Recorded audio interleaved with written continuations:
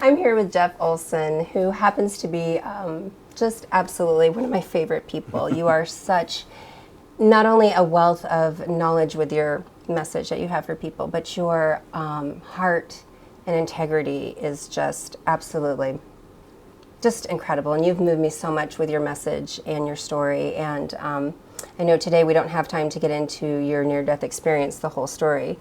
That'll be another time. But can you for me just cap briefly to people that might not have the opportunity to hear your story yet? You had a near-death experience, right? Yes, I did. And how many years ago was that? Gosh, it's been 16 years ago Has it now. been 16 16 years. Oh my Yep. goodness. Let me ask you this. The near-death experience, from my experience of having one and then also learning about others, is that something changes for people, and it's beautiful because it's not always the same. I want to know what happened to you through this near-death experience from 16 years ago. Tell me about what it's done to your life. Awesome. No, and thank you, by the way. You're so kind. And my life shifted drastically at the near-death experience in two ways. Briefly, I was in a terrible car accident, crushed both my legs. I lost the left leg above the knee. My back was broken. My rib cage was crushed. Jeez. My lungs were collapsing. My right arm was nearly torn off, and then the seatbelt came through me. But the most devastating was my wife and youngest son that were in the car were killed instantly at the scene of the accident. Now, I left my body and actually was told I couldn't be there. I was kicked. I was abruptly kicked out and sent back. But it was interesting because my wife, who I knew was deceased at the scene, was the one in that realm telling me, "You've got to go back. You've got to go back." And I knew that because my oldest son, who was 7 years old at the time, was in the back seat. And I knew at the scene that he was okay because I heard him crying. So I knew I got to go back. Now, when I came back, I found myself wandering around a hospital. Okay. And in encountering people at the hospital, I knew them. I mean, they were strangers in this realm. I had never met them before. But while out of the body, I knew everything about them. I mean, I knew their love, their hate, their joys, their motivations, every choice they'd ever made and why. And I had this overwhelming sense of love. I mean, I loved them. I wanted to embrace them. Didn't matter if it was the heroin addict or the saintly grandma over here. I wanted to embrace them, and I felt this connection, this oneness with them.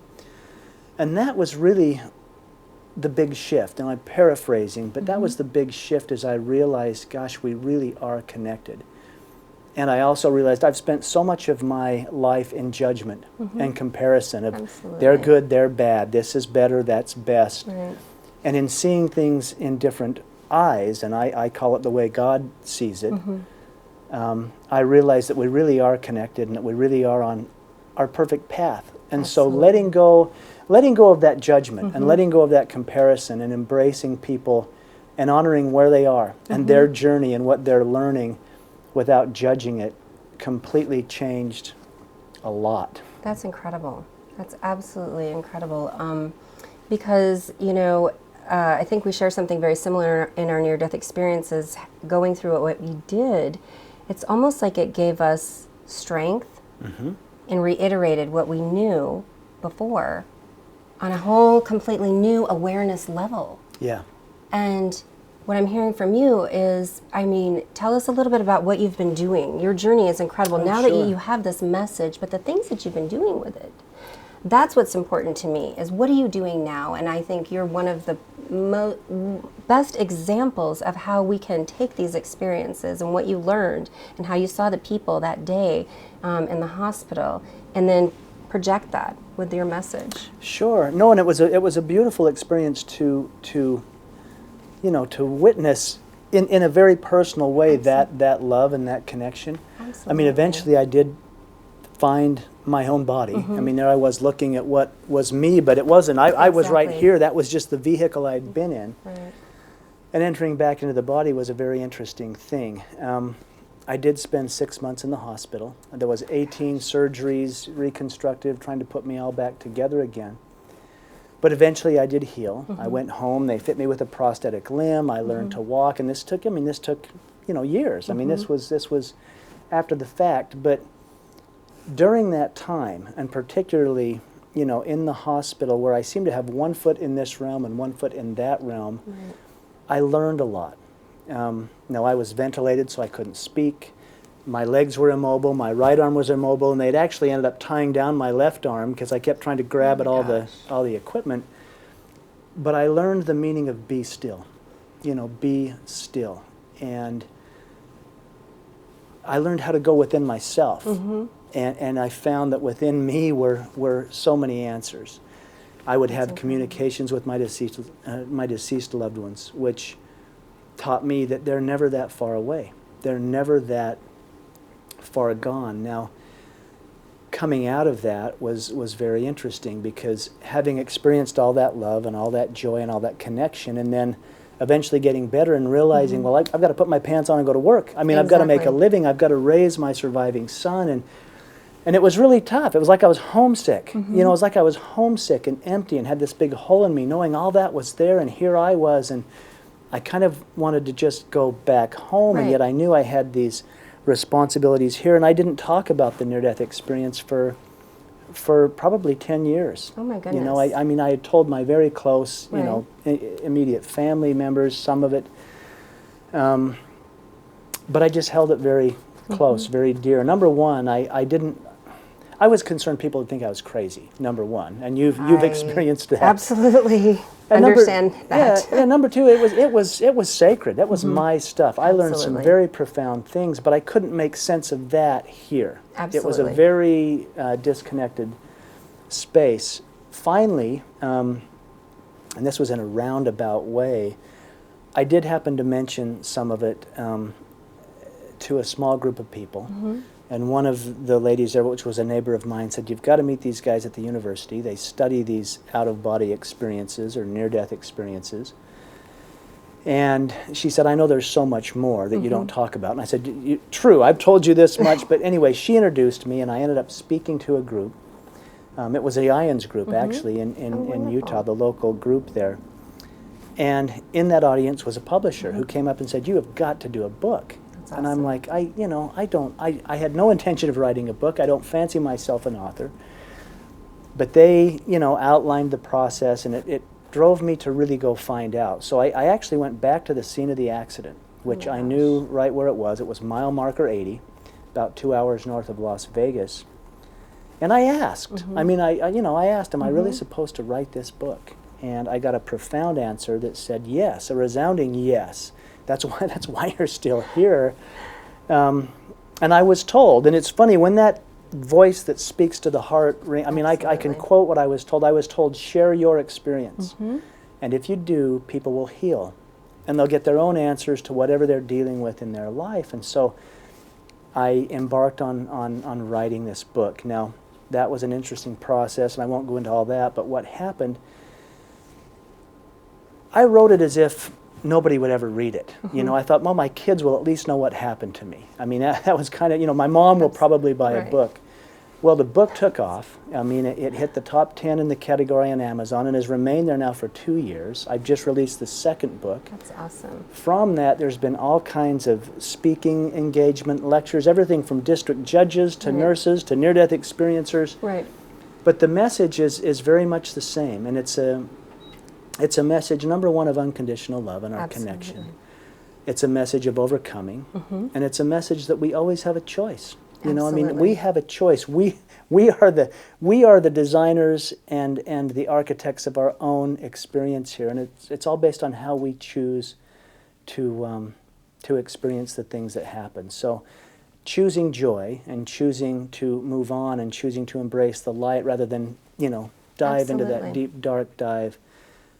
Is really what's happened and where life is going. I still have a day job that I love, and I work 50, 60 hours a week in the office, but every spare moment I can, I'm either lecturing or speaking, or I'm in the process of book number 3 now. Oh, that's incredible. Yeah, the publisher, they want more books. Well, that doesn't surprise me.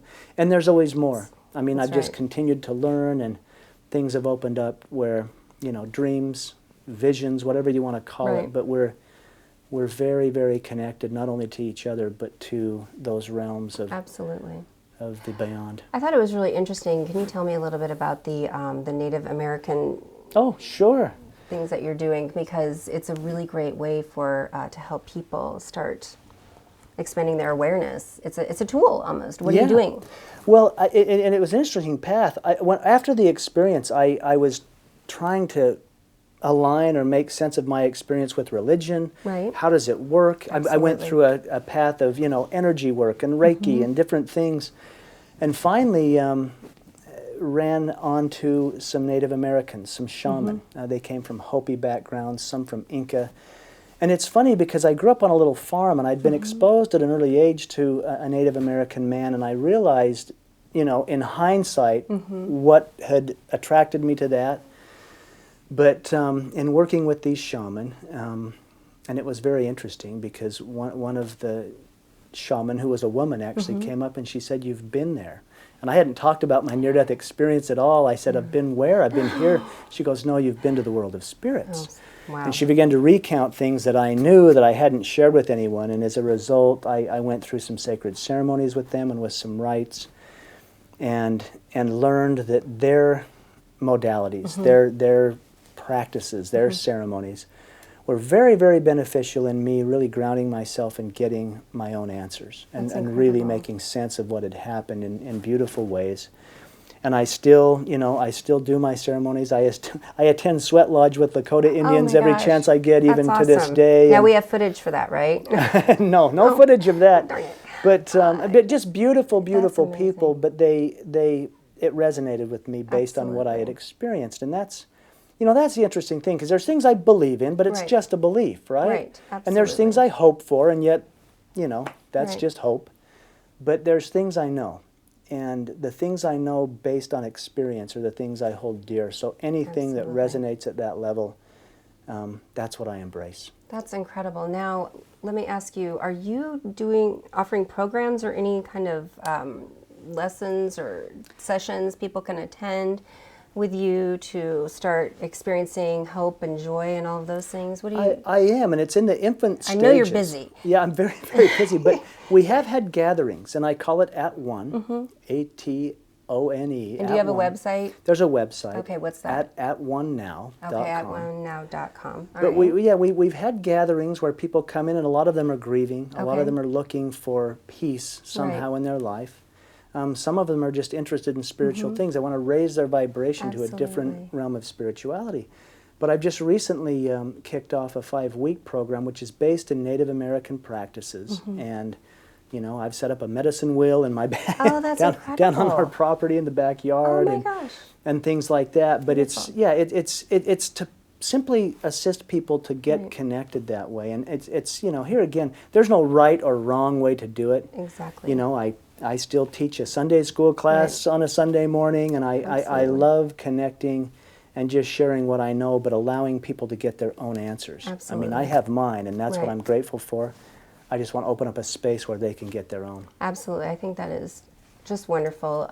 Now, you are working on a 3rd book, and I don't know if you're allowed to even talk about it at all, but if you want to share anything to get people excited, because I know they are already excited about your first 2 books. Well, yeah, the first 2 books are very personal memoirs. Absolutely. I mean, it's like the first one was the near-death experience, the accident, all that happened. The second one is all about putting the pieces back together. How do you build a life when you've lost half your family, you've lost a lot of your physical capabilities, and your heart's busted in so many pieces, you don't know how to put it together.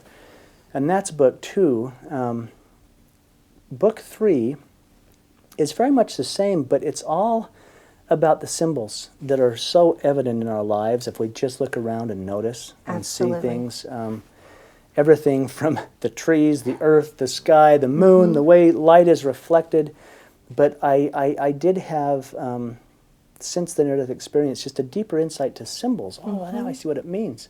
Even if I read the Bible, I see it differently. Oh, that's what he was saying. Now I get it. And it's really interesting. It is. That's incredible. And when can we look for that book? Do you have a time? It'll be next year. They're looking for something in the fall as a rough outline and manuscript. It'll be a year away. The second book just came out. It's only been out for a few months. I know, but sign me up for the 3rd. I'm ready, and congratulations to you. It's going to be amazing as you are. And I really appreciate your time, and keep up the wonderful work. You're just a wonderful messenger. Oh, the Pleasure is all mine. Thank you, Erica. Thank you.